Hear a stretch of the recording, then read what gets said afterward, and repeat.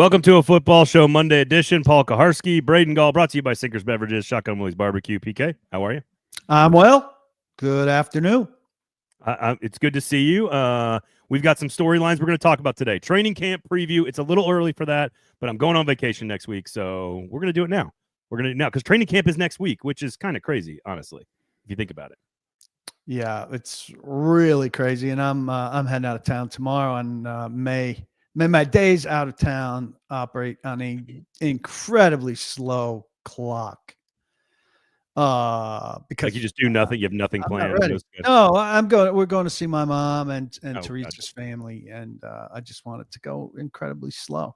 Though, I mean, if you look at the training camp schedule that they have out, I mean, it is so non-intimidating. I still dread it like it's actual training camp, but I mean, it's so soft compared to a old school training camp. Old man yelling at cloud. Can I start with a little bit of a rant here? Oh, right out of the gate? Well, please file into the comment section. Subscribe to Good Journalism, PK.com, Sinkers Beverages, Shotgun Willie's. Support all the other great shows across the 440 Sports Network. Yes, go ahead. The NFL Players Association.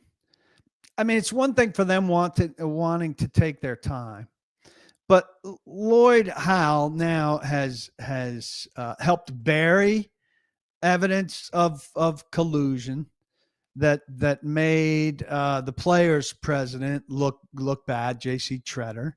And then it comes out that he's got a stake in a venture capitalist, for lack of a better word, that is in line to buy a piece of an NFL franchise, which is like if you were looking to give a kid a fundamental definition of a conflict of interest, this guy is supposed to be on the side of the players in everything. And on the side, he's got a stake, an interest in buying a piece of an NFL team, which means he wouldn't want to rattle the cages of the owners at all. And then the Players Association comes out and says, we're not going to rush to judgment on anything. This is so bad by the players. I mean, they might as well just have the captain of every team lay down in front of the owner of every team and offer themselves as a place to wipe shoes. And I mean, I think I haven't been that plugged in because I'm in vacation mode. But it's indefensible, and I don't know that it's made a big enough deal. Probably because a lot of people are on vacation, like I am. But I'm in pre-vacation mode where I'm still trying to grind, but like I'm really checked out. Daniel Brunskill, is the head of the Titans, and he's not on the Titans, but he's the Titans chief NFLPA guy. I may reach out to him nonetheless when I get back. But I know this eagerness to defend Lloyd Howell, who is a kind of spineless, weak personality as it is, who kind of weaseled his way into the job without competition. I mean, it's just so bad. It's so bad. So you're in a good mood on vacation on a Monday? Well, I mean, if I'm turning on my NFL brain, honestly, this thing is ridiculous. It's what part of the reasons I respect your view on this kind of thing is that you have like a very there's a code inside of you that I appreciate, and it's why I have a difficult time covering politics in general on one of our politics shows, is because like the hypocrisy, conflict of interest, the cognitive dissonance that sometimes exists on such a basic and fundamental level drives me insane. Like I think it drives you insane. And sometimes you're just like what are we doing? What are we doing here? And you just gotta, in politics, you gotta separate like the merits of an idea from like the actual politics of it, which is like a sport. Like you have to separate those two things, and that's very frustrating sometimes. But I respect. I can hear it in your voice. You're like, what are we doing with this? It's one thing. Why is this happening, guys? Like as a group, to like, I think there's a veteran group that just knows that they can't really win, and there's a young group that just doesn't understand what the PA can be. Yeah. But for the guys who have some power and kind of lead where they go, to just be like, we're going to look slowly at this. This is the kind of event that warrants immediate and strong reaction, and that the players don't feel that that's necessary is just such a surrender. But this guy's like a hypnotist. There you go. All right. Okay. All right. So Sinkers Beverages, buy tickets August 9th, Saturday, August 9th. It's coming up in a couple of weeks. Birthday party, 40th birthday party for Sinkers Beverages, celebrating 40 years of serving the community. You can check them out on basementeast.com is the website. That's the venue. It's going to be hosting the event in the evening. You're going to have food, drinks, giveaways, music, raffles, all kinds of cool stuff, and all the money goes to charity. So why don't you come on out and have a good time? No reason to not come out and have a good time on August 9th there. You're not missing any football or whatever. So come on out and support a good company for a good cause and have some fun doing it as well. And enter to win some really cool stuff. Shotgun Willie's Barbecue, Wednesday through Sunday. Best brisket in the city, 11 a.m. to 3 p.m. From scratch, desserts and sides as well. So a mechanical bull, the only barbecue joint that has a mechanical bull, which I know is important to PK, and free parking, which is important to everyone. So there you go. Less than 10 minutes from downtown, the official barbecue of the Houston Oilers. Okay. I want to run through a bunch of storylines because I want to kind of set this. I want us to have a lot of pre-expectation setting before Titans camp opens, because I have a feeling that when camp opens, there's going to be some gravitational force around Cam Ward, which is understandable, and there's going to be out of control excitement about things that aren't really giving you any insight into the future, if that makes sense. So because I'm out starting on Thursday or Friday this week, I know you're on vacation. We're going to have plenty of shows. Like Nick and I are doing a show on Thursday. We're going to have some more stuff for you next week. But I wanted to, before camp started, this will be the last time you and I get together before camp starts. So I thought, let's kind of lay out some of the storylines. I do want to start with Cam, but I want to do it in a way, hopefully, that no one else is doing, which is I want to know, what is the Cam Ward story that we should be talking about that we're not talking about? What is the thing that could mean a lot during camp that is sort of not the, like, people are going to see the Twitter videos. People are going to see if he tweaks a hamstring, like there's obvious stuff. Is there a less obvious storyline that has more of an outsized impact on his potential production during the season that maybe we haven't talked about, that you're interested in? You've been around rookie quarterbacks. Nick has a great story about all the different data that ties into a quarterback's success or failure. What do you think of? What comes to mind when I set you up with a question like that? Well, first thing that comes to mind for me is, can he elevate some receivers? Ryan Tannehill is the most recent good quarterback the Titans have, and he did not elevate the receivers on the team who were not good. And there were a lot of them, right? So A.J. Brown was their best guy, and they were that era of the team was at its best when it was Tannehill and Derrick Henry and A.J. Brown. And maybe he did some good things with Nick Westbrook-Akine, but beyond that, if I ask you who's the receiver that he helped raise his game, what's the first name that comes to mind? Honestly, I don't. My first thought was Matthews with Mariota, but that was a previous iteration of the team. Is that Matthews had two pretty decent seasons in there, and Mariota, I think, made him a more productive player. But nobody comes to mind with Tannehill. And look, you can argue about how you divide that up. I mean, the Titans certainly have failed to bring in good receivers, but good quarterbacks, I think, certainly top quarterbacks elevate receivers, the games of receivers. And the Titans, I think people are probably too excited about guys who don't have great pedigrees. When you're talking about DK and Io Manor and Restrepo and Van Jefferson and Prochet, you're counting on, I think the fan base is really expecting, like, well, that fills out the receiving corps. Now, those guys collectively are a lot better collectively than what they've had in receivers 3 through 6 or 7 in a long time, but still not a great pedigree group. Now, maybe one of them emerges, but Ward's got a lot to do with that.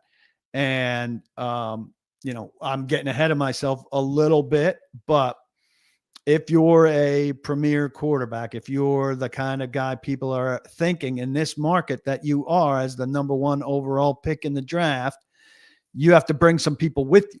And that ties into kind of what Brian Callahan's been saying in terms of leadership. Bring somebody with you. Can Cam Ward bring a couple receivers with him? And I think, we can keep going here. Io Manor said very early, like, he's on time with everything. You cannot be late. You cannot be late. Well, that's an example. He was bringing guys with him. Yep. Alec learned right away. If I'm late, I'm screwed. And that was a lesson learned very quickly. So that's an encouraging sign about what I'm talking about. Yeah. Yeah. So, and Ed says, look, interesting to see how he holds others accountable as himself and how natural his leadership is. What's funny is because the headbutt and the chatter with Jeffrey Simmons and some of the stuff from minicamp and OTAs took over. I think the leadership is already a pretty well covered element of who he is. His confidence, his personality. I think that's been very well covered. I think we talked a little bit, and it's not that Ed, you're right. It's a very interesting storyline. There's things that I like. For example, here's one that sticks out to me, and it's not going to get much coverage in camp because it's hard to cover this particular part of his game with practice. But that is his mobility and his ability to run and make plays, extend plays. We just don't know until we get to practices with other teams and some of the preseason games. I don't know how much he's going to play, but the ability to extend plays the way he did in college is not going to work in the NFL. So he's going to have to tweak that and change that. And if he does it well and he does it right, which I think he can, then that will lead to an asset in his game, the way Patrick Mahomes and Aaron Rodgers and Steve Young and these other guys that know how to run around to make throws downfield, not looking to run to scramble.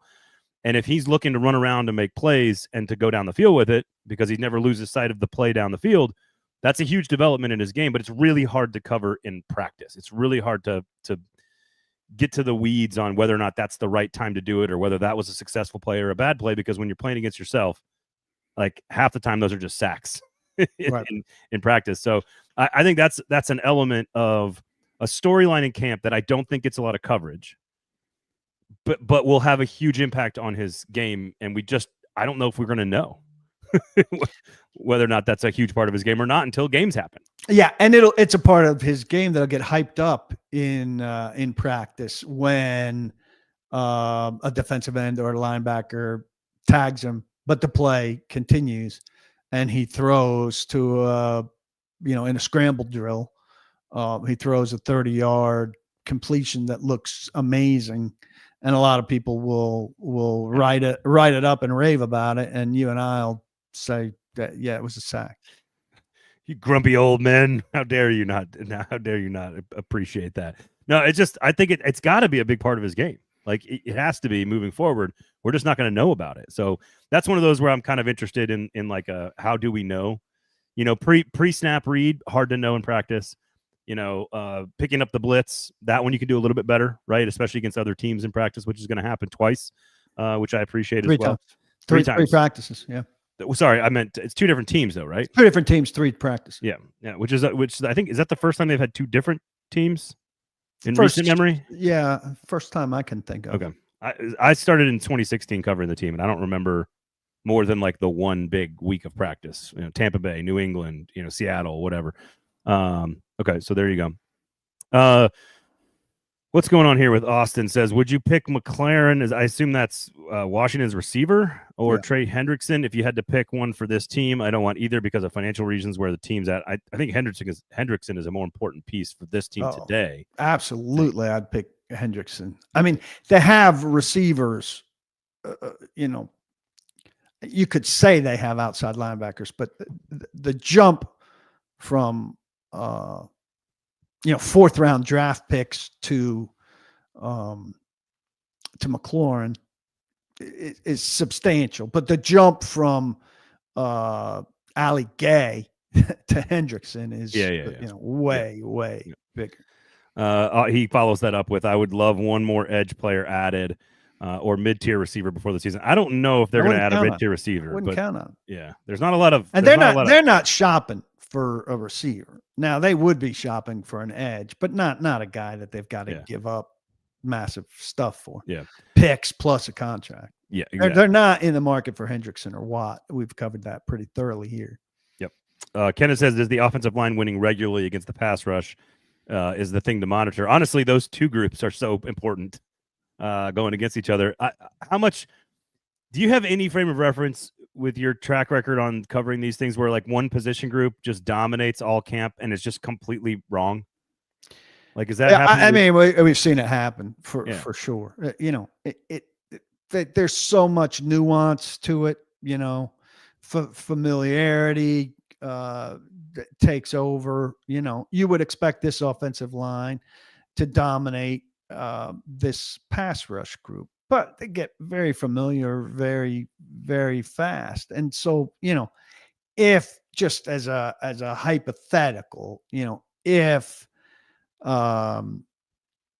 you see Arden Key somehow gets Dan Moore's number and has a great camp against him, that doesn't, you know, necessarily mean anything. Now it did mean something when Arden Key was lighting up, you know, NPF or whoever it was, Andre Dillard. Yeah, Andre Dillard. Those things certainly meant something. Sometimes it means something. Sometimes it means nothing.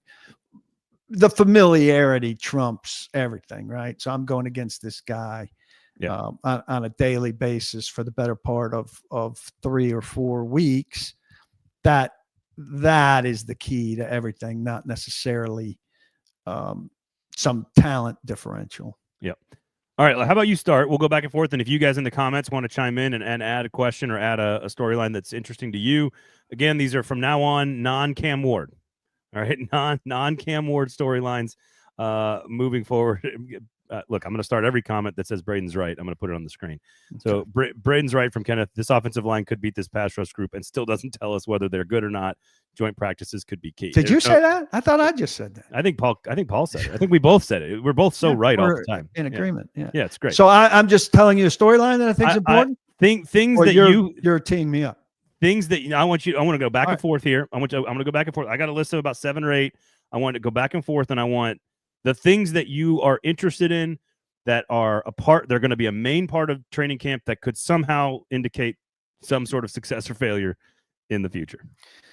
Well, I'm going to take the outside linebackers and the pass rush. First off, you need to see that these guys can somehow disrupt Cam without a blitz, and that running backs are not going to be bouncing outside, right? One of the trade-offs here in exchange for or because they don't have edges who are going to be dominant and are not sleek, fast, burn the edge kind of guys, they've kind of said, well, as a trade-off for that, we're going to have big guys and we are going to set the edge and you are not going to run against us.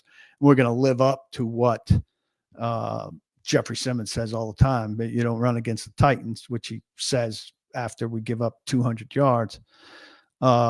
So, you know, it's hard to tell, again, how a team runs in training camp because they run into 3 guys, which would be a tackle, and they bounce out around and go run 75 yards anyway.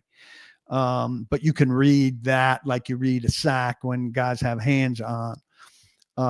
So that's my thing. Combination of, can they beat people and get into the backfield and be disruptive? And can they stop the running backs from bouncing outside and make the field narrow for the run game? So this is kind of coming off of that story for me, and it's not my number 1 or whatever, but I'm going to go to it because there's some questions and because you mentioned outside linebacker. Sam says, good afternoon, joined a little late. Would love your guys' thoughts on the second round picks being unsigned. Ed says, how much will the Femi contract be a big storyline? And my thought is availability from the 2 second rounders with Winston and Femi from a storyline standpoint. Second and third. That's right. Second and third. Those two guys. Those 2 guys, premium draft picks in the NFL. Those are players that are expected to play a lot with those 2 slots. And when they are fully prepared and fully healthy, we expect them to. But how much are they available? I don't. You could tell me more about how much the contract impacts all of this. I imagine it's not a story when we get to camp when it starts. But you would hope not. I mean, yeah. I'm doing this off the top of my head because I haven't looked at it closely. My understanding is it's just kind of where in the second round the guarantees, the fully guaranteed contracts break off, and some stuff becomes not fully guaranteed, and that line has moved gradually over the years, and agents are pushing it up, and the league wants to keep it, where it is or not let it grow too much. And Femi in the 50s, 52, I think 52, is going to be on or near that line, and he's going to want fully guaranteed. And there are people in front of him who need to fill out. So the Titans are stuck in a place where they're somewhat reliant on what happens in front of them, kind of dictating if they have to give in on that or not. And hopefully other teams will be anxious to get their guys into camp and to resolve their situations so that the Titans can resolve their own situation. And with Winston, I would package Winston as a storyline from availability in the secondary, because L'Jarius Sneed's a huge part of this conversation as well. Health of Amani Hooker is not something we can ignore. We got to pay attention to that. He's healthy right now. But how much does Winston practice? How much does Sneed practicing? What does the rotation look like on a day in, day out, sort of consistently showing up and being available standpoint? I think the depth pieces and who's in the slot, I think that's all interesting. I think it's more about who's available, because the sooner Winston is available, the sooner I think he's on the field. The more Sneed is available, obviously, the more comfortable we are with him on the field. So I'm really interested in the availability in the secondary and who is out there. I assume we see. I mean, McCreary didn't really do a lot of work in OTAs as well. So what does his availability look like? And then obviously, the starters. So I don't know where you're at on the secondary from an availability standpoint. I'm not overly concerned with Winston if he doesn't practice a lot early, but I think you'd like to see him out there sooner rather than later. I think Cushenberry and Sneed could start on PUP. And I know if Sneed starts on PUP, people are gonna, have a cow. That's a phrase I have not heard in a long time. Winston, is going to be monitored and managed early. But you would expect that. And then Zeitler, because of age, is not going to, do a heavy camp. And Treylon Burks will be eased in, and, everybody's waiting for Treylon Burks to get all the way there so that he can do his thing and ultimately not be traded. Not make the team. People be traded for a first-round pick, PK. He's worth a first-rounder. Right. He was a first-rounder, and he'll be a first-round. He'll get traded. He's got first-round upside, first-round talent. Additional sixth, or just be cut. More likely. Your turn. I was going to say Cushenberry's health is another big one, but so for those that don't know, if Sneed and Cushenberry started on PUP, that's 4 games into the regular season before they can play. No. Or are you saying what is it? Give me the rules on PUP at the beginning of training camp. Oh, gotcha. Okay. Is different than PUP on roster cut down day. So if you start PUP for camp, you're just off to the side until they activate you from PUP during training camp. Then if they put you on PUP on the day of the 53, that's a different deal. That costs you the 4 games. If we're starting, I'm going to start making a list here through this when storylines that come up in my head are going to be turned into huge deals, but aren't huge deals. And there's probably a billion of them with Cam Ward. Like an interception is not that big of a deal for Cam Ward. But I do think you're right. Sneed and Cushenberry starting camp. I don't know why my brain. Cushenberry shouldn't be a big deal. Yeah, but people misperceiving it until those of us that know the rules set things up. It's just not a big deal for them to start camp on PUP. If they start the regular season on PUP, then we can start talking about how this is a major. No, I do think it's a somewhat of a big deal for Sneed to start on PUP. Just that it's been. I mean,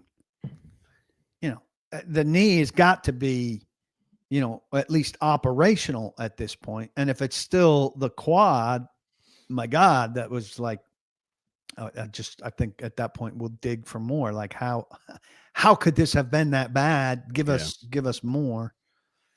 It does seem odd. Like what is it? A deep quad bruise, right? I know he had surgery. Yeah. That just seemed, all of it seems way more than what we kind of initially were led to believe, at least at the beginning, the onset of the reporting around the injury. All right, so you want me to go here? Yep. I'll piggyback off Kenneth's point here, and that is sort of what does the rotation look like at skill players? I think tight end is the most interesting because I think there's a chance that a rookie could be the best player at his position in Gunnar Helm. I don't know what the rotation looks like. I assume that it is Ridley, Lockett, Jefferson, and then the rookies battling for 4, but we never know because Ayumanner could start outside. You could see Lockett getting moved outside and DK competing in the slot. So it's sort of like, where are the rookies? I think very highly of Khalil Mullings as well. I don't think he's in danger. I don't think Pollard or Spears are in danger of losing starting reps from him. But if Spears is a little banged up or Pollard's banged up, both of whom have been banged up, I think Mullings is very capable of stepping in. So how do the rookies slot into the rotation on the offense is very interesting to me, because I think you could have a starting receiver and a starting tight end out of those rookie options for this offense. I don't know if that's a good thing, but you could have two starting players potentially. So I agree. I think Gunnar Helm is going to be a major storyline in training camp. I think Helm is the number one inline tight end, and that Chig is the number one move tight end. So if you're starting 3 wide, which tight end is on the field? Then it's kind of, starting is not that big a deal. It's packaging, right? That's true. And in terms of 3 wide, I won't be surprised at all to see Ayumanner as the X, right? I mean, he's the Xiest guy on the roster, right? But again, I don't think you have strictly like one X who's the only X, and so right. He might be on the field for this first snap at X, and if his route is deep, he could easily be off the field for the second snap, and Jefferson or somebody else could be taking that snap. So I think at some of these positions, being the starter is not starting. This is a good story I need to write. Starting is not as big a crown as it is. Starting running back still holds something. Now, they wanted to demean the starting role for Pollard, say, last year, and it ended up bigger than they wanted it to be because Spears got banged up and because Spears was not as productive. But some of these other positions, tight end, when you're 2 tight end set mostly, or receiver, when you play 3 receiver, have 3 receivers in your base offense, and you have 6 on your roster and intend to use all of them, it's not as big a title. So maybe to your point, it's better. I think there's a chance that we come out of camp and that Gunnar Helm is clearly the best tight end on the roster. I'm not projecting that, but I don't think that's and so right. And so whether we call that starting, whether we call that first team, whether we call that running with the ones, there's a lot of ways to say it. I think there's a chance we come out of camp and we go, oh, that is the best player at that position. Even if they all do a little bit something different and Chig's the number one move and all these other things, I don't disagree with you on that. I just think there's a chance we come out of camp with Gunnar Helm as clearly the best tight end on the roster. Maybe I'm wrong on that. Maybe that's overstating his value. Maybe it's undervaluing Chig and Josh Wiley and their professional experience to this point. But I think he's a pretty interesting piece of the offense for sure. I've always just been a fan of his college prospect part, and to see him get drafted, we had a chance to talk to him at the combine. Where else are you going? Offensive line. Clearly, it needs to be substantially better than it's been with the resources. So Skoronski's got to grow. Latham's got to grow.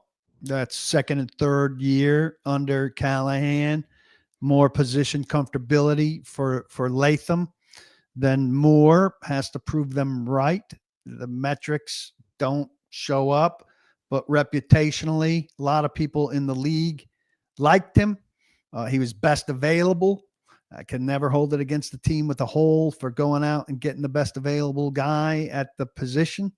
even if you overpay, which is what you do in free agency. I love Zeitler as a veteran addition at right guard, and hopefully Cushenberry's healthy.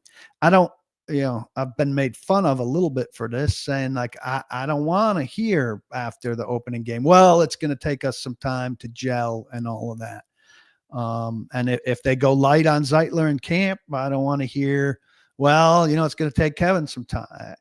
Cushenberry. Yeah. I mean, Cushenberry, you understand it because of the injury, but I want this group to be substantially better quickly. Right away. Quickly. And I think Bill Callahan made some mistakes last year in overestimating some of what he had and overestimating what he could do with some of those guys. He's had a year now to calibrate and to upgrade. The depth is still not great, so they need to stay healthy as best they can. They've not been on the lucky side of health for a while. This group needs to be substantially better, near the middle of the pack in the NFL at least. If they're not like around 15th, I would say even 12th.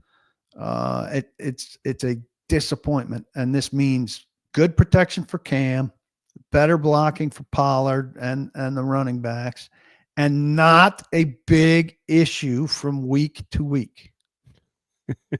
I think health is a big one for the offensive line. We've already, Zeitler and Cushenberry, we've already talked about.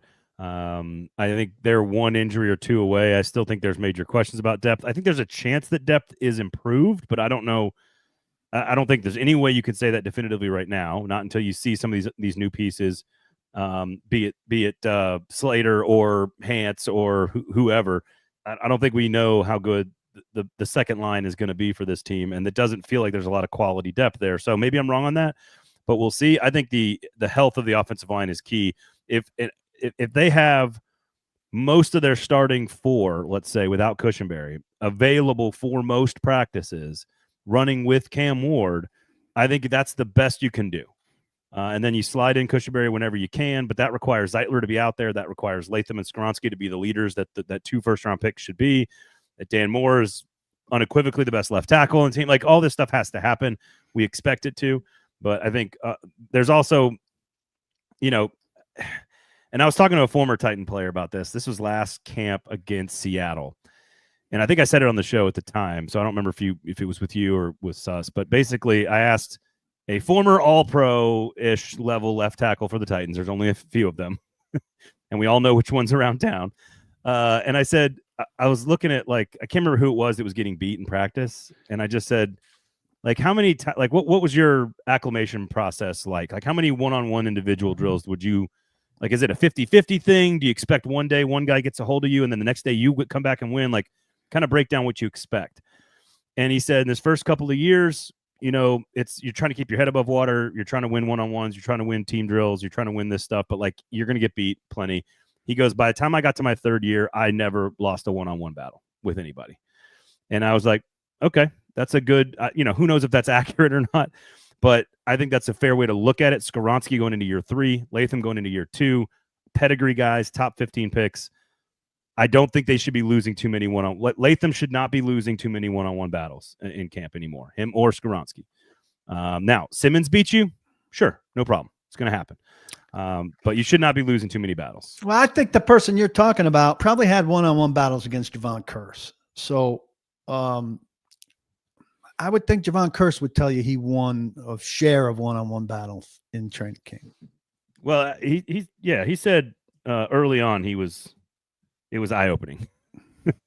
and then he came along and after, I think it was kind of after Curse's kind of first few after the injury, I think he just kind of was having a good he was also a pretty good player, so we can be no, he's definitely a good player. All right, my turn.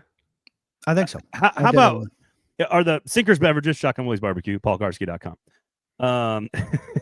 His name rhymes with Chad Mopkin. I honestly feel like you've told that story before with his name. I probably did. I don't know why I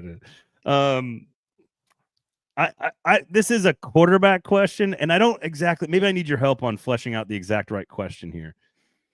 I don't think it's like what does the depth chart look like on cut down day at quarterback. It's sort of part that, part what does Will Levis look like as a backup? What are the other two guys, if anything? Does Brandon Allen just consistently throw the ball to the right place every time, so much so that he's the backup quarterback? Like there is a story there, and I don't know exactly what the right story is about the depth chart at quarterback behind Cam Ward. My power cord is not plugged in well. I'm going to do this thing where I go and get my extension cord plugged in. So what do you guys think? Brandon Allen? No, look, here's the deal. I think there is a world where Brandon Allen is so good at putting the football in the exact right place every single time. Maybe that's an interception, but that he goes where the play is dictating he throws the football. And he throws a pretty nice spiral. It's not a great throw, but he puts it where it's supposed to be every time. So much so that it like the very low like upside but high floor of predictability makes him an interesting choice for the Titans. I don't know what the question is. Is Will Levis available? Is he traded? Is he not available? Is he clearly that much better? I don't know. I think he's better. I just think he knows first off, this idea, hey, Allen knows the offense. He worked with Callahan. This is a good get. He knows the offense. Wait, was he on the team last year? Well, does he know the offense the way Will Levis knows the offense? It's more of a Will Levis is incapable of reading a defense and putting the football where it belongs kind of thing. But sure. I just think it's ridiculous to presume that Brandon Allen is a better quarterback than Will Levis. Just hard stop. Now, if you're going to do all of this like mental gymnastics to make him out to be a better backup quarterback because he's more equipped to do the clipboard holding and the mental support of Cam and all of this, well, I don't care about all of that when it comes down to coming in the game and doing something. And I think they talked themselves into that with Mason Rudolph last year off of 3 games. And Mason Rudolph really sucked. And they wanted Mason Rudolph back. And to me, Mason Rudolph was every bit as bad as Will Levis last year because he was supposed to be the guy that came in and calmed things down and his turnover rates were comparable to Will Levis based on how much he played. If you calculated his turnovers per dropbacks or whatever, he was right there on par with Will Levis. And he wouldn't throw the ball further than 10 yards down the field. So he didn't even have the benefits of the potential of big plays. If I'm being honest with myself, it is sort of what Ed says here in the comment section, which is Levis truly competing for the backup or is he auditioning for another team? And he's absolutely competing for the backup. Yeah. And I'll go one step further. To me, trading Will Levis to a quarterback desperate team 2/3 of the way through training camp is like ideal to me. Like, I think that's ideal because then you're maximizing on maybe him being at his highest value. Maybe not. Maybe he comes in for Cam Ward, who's hurt, and he plays 3 brilliant games, and in the offseason they get more for him. I don't know. I just think what is the end game for Will Levis and the Tennessee Titans is interesting. It's just fascinating in general, and I would think that he's too talented to not get something in return for him. And so if that's at the end of the season, if that's in the middle of camp, I don't know. So maybe that is the question, is sort of like, if Cam Ward's clearly the guy, how does the Will Levis experiment end in Tennessee? And I don't know, David says if Malik was worth the 7th, Levis has to be worth the 7th. I don't know why you want a 7th for him. Like, why would you rather have a 7th than Levis, who I think is substantially better than Brandon Allen? I mean, I don't disagree. Why are we so anxious to get him out of town? Like, last year was disastrous for him as a starter. So now demote him, which people want. They want accountability. They've clearly demoted him. They drafted 1.1, the best quarterback in the draft.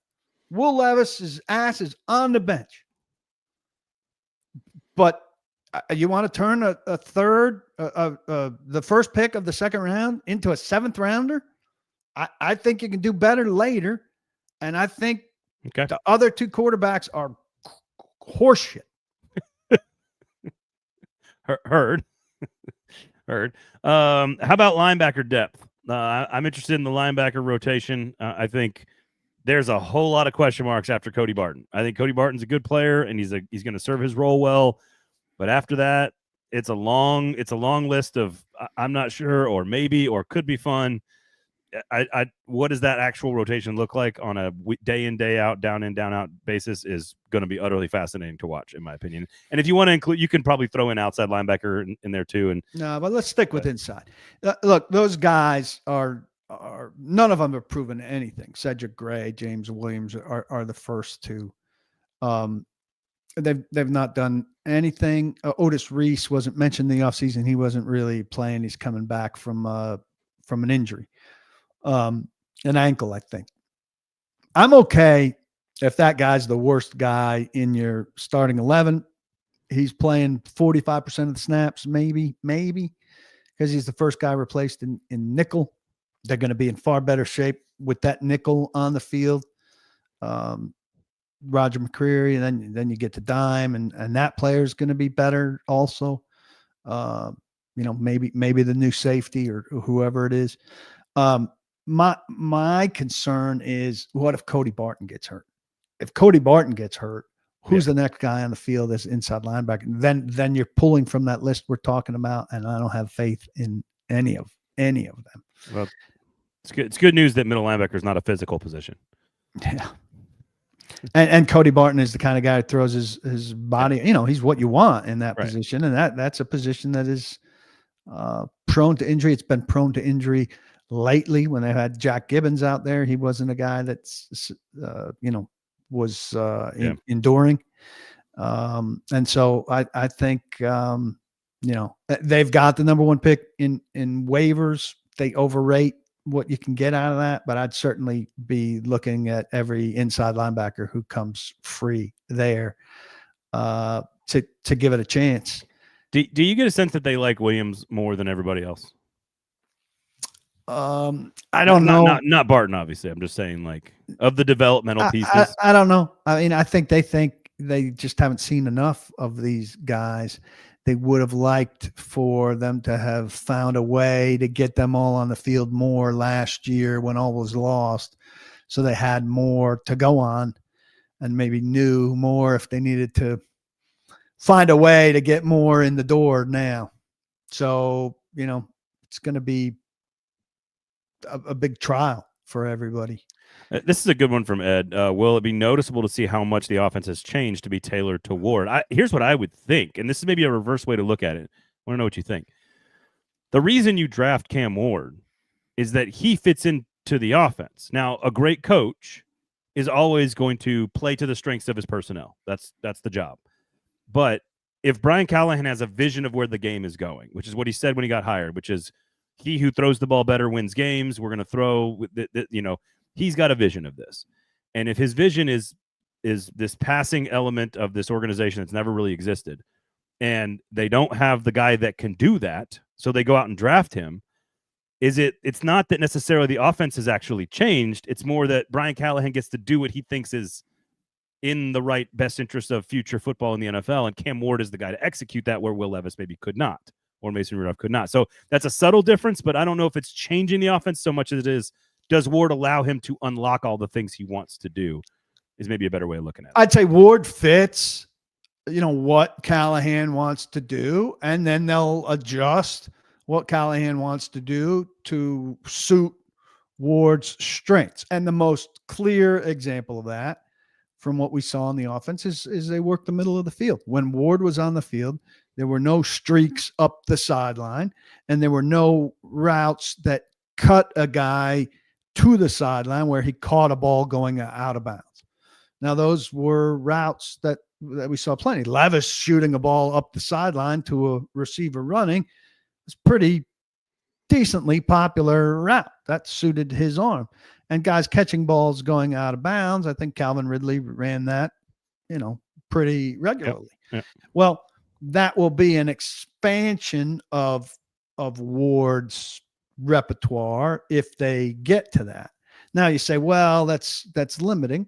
It is limiting, but look, there have been plenty of quarterbacks who have had developmental success with half field reads and stuff like that. Now, I'm not saying that this is minimizing the game to that degree for Ward. It's not. He's very effective over the middle, in the middle of the field. And I was told by one, Titans coach, hey, there was a lot of stuff in the middle of the field that we missed with Levis last year. So you're saying, well, Levis was maybe better at some of that stuff on the perimeter. Well, while they were doing some of that stuff on the perimeter, they were sacrificing some stuff in the middle of the field. Now that you make the trade because this quarterback's better at that stuff and you want him to do what he's better at. And they've got more weapons who Helm is certainly going to benefit from stuff in the middle of the field. These new receivers, I think, are pretty tough at catching stuff in the middle of the field. Restrepo lives in that part of the field. If he's going to be a factor, you're certainly in camp. We're going to see a lot of that. Ridley was just fine there. So I think that'll be the major difference that we'll see early. David says, what percentage of Callahan's offense do you think they'll be able to run at first? There's two ways to look at this, which is if I am drafting Cam Ward first overall, he has to be able to run all of the offense. Otherwise, he's not worth the pick, like just in general. Now, is all of that installed and perfect and finely tuned by week one? Probably not. So I don't have a guess for you on that. That's an interesting question. We can ask Callahan once camp opens, which is sort of like, how much of the playbook do you expect to be open to you? Is that is there a time where Joe Burrow figured it out, right? And then all of a sudden by week 6, he had everything down. And there's a famous story that Callahan tells about how Burrow came to him and was like, hey, we got to stop running this. And Callahan was like, sure, that works. Let's change it. So how much of that is a factor where Cam Ward is giving him feedback and they're finally tuning the playbook? That's all kind of like regular season left to be seen kind of stuff. Yeah, I mean, I couldn't presume to put a percentage on it, but I don't think he's like going to super handcuff them. Yeah, I don't think so. All right, how about what the last spot at the wide receiver position is interesting to me.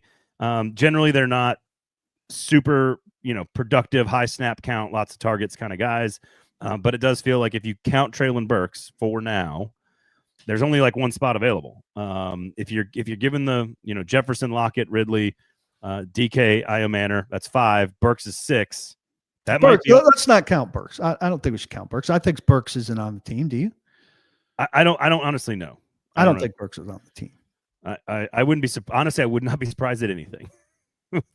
There's no story that you could tell that I would be surprised about with Treylon Burks. So we've got 5. I think the guy that complicates things that people are forgetting is Bryce Oliver, because Bryce Oliver is a very gifted special teamer.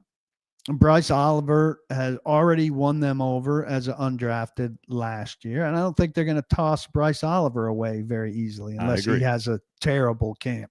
So Bryce Oliver would get them to 6.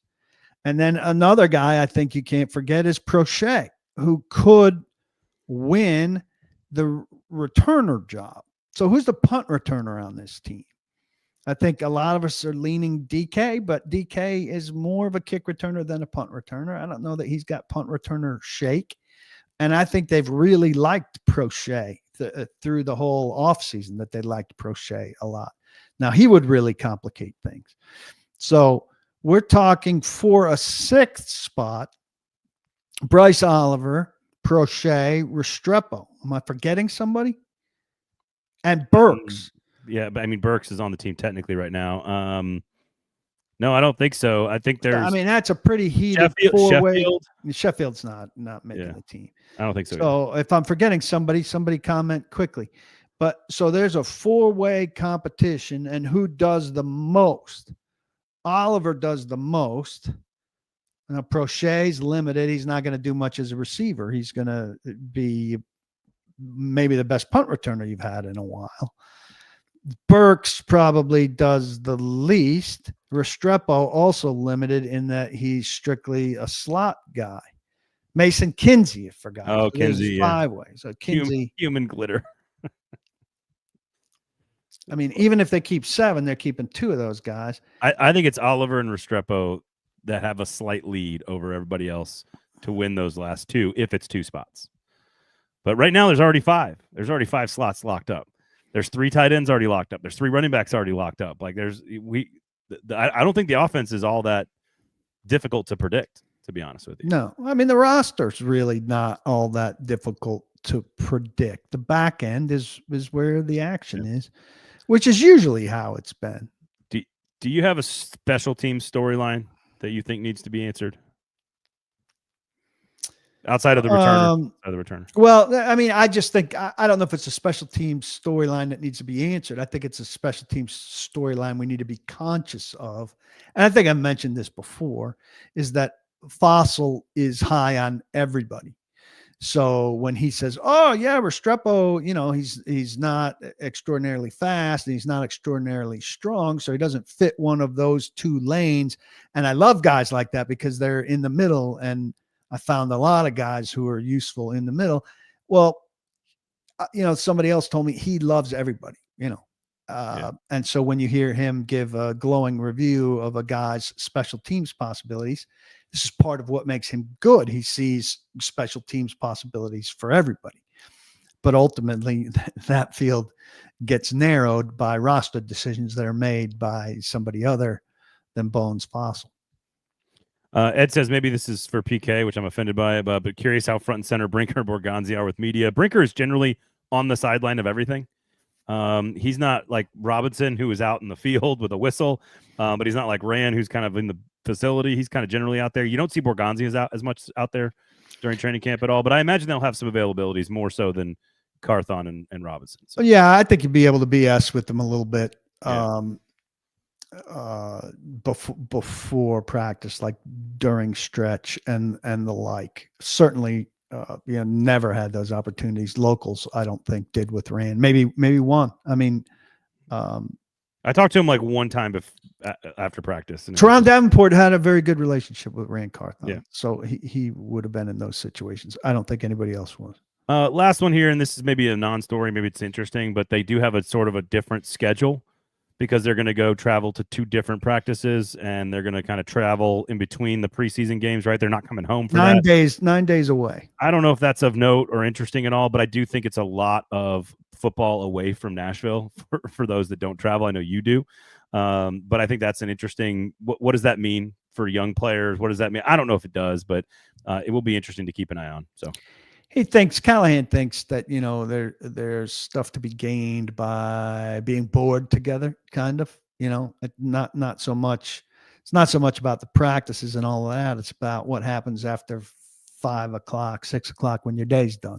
Downtime, and you're hanging out at the hotel.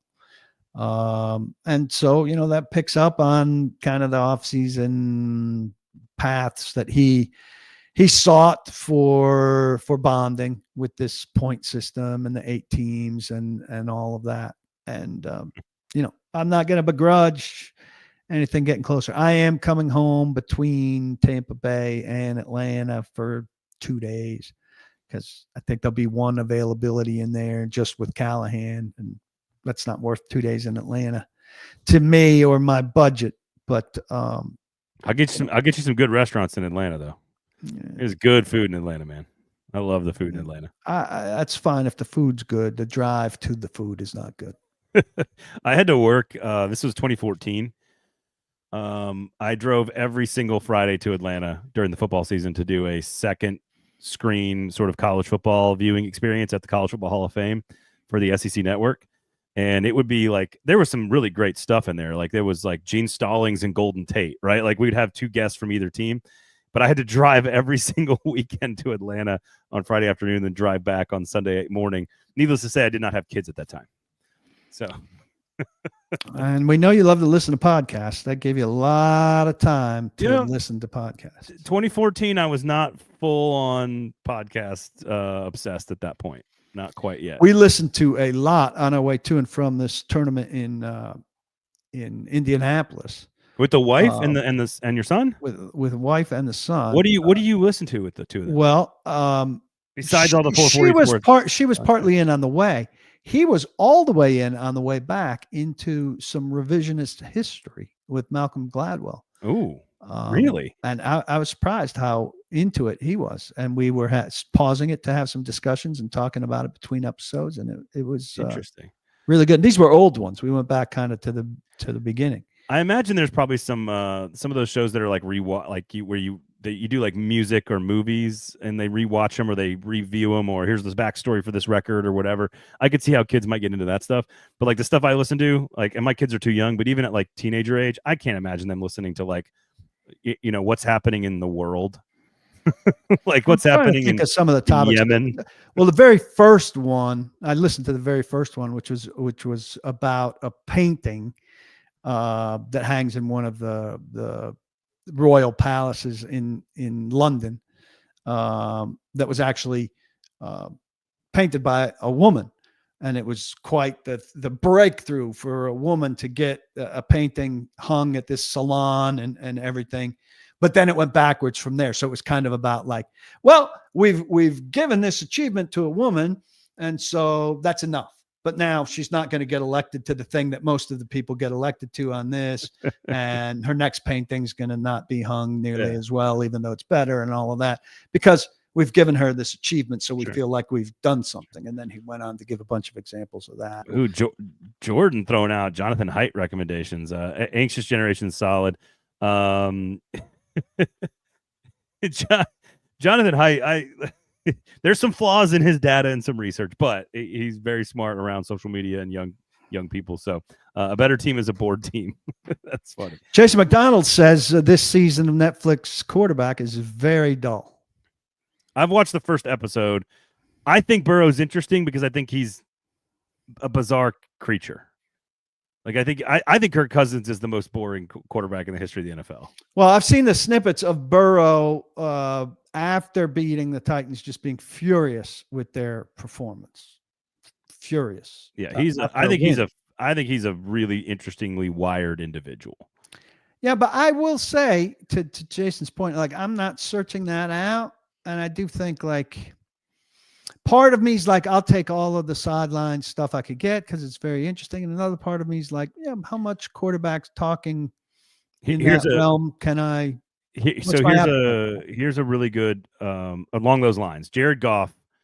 I think I got most of what I need from Jared Goff already in episode 1, which is it is very clear how much he held the trade personally against the Rams.